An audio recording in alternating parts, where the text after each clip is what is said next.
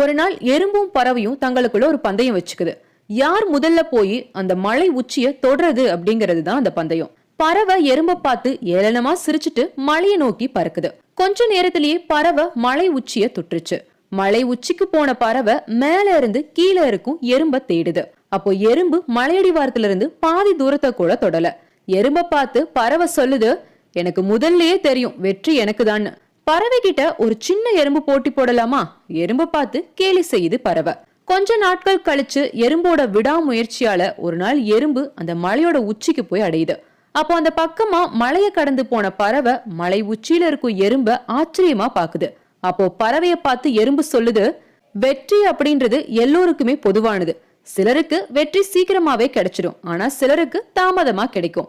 விடாமுயற்சியும் தன்னம்பிக்கையும் இருந்தாலே போதும், வெற்றி ஒரு நாள் எல்லோருக்குமே நிச்சயம்னு சொல்லிச்சான்.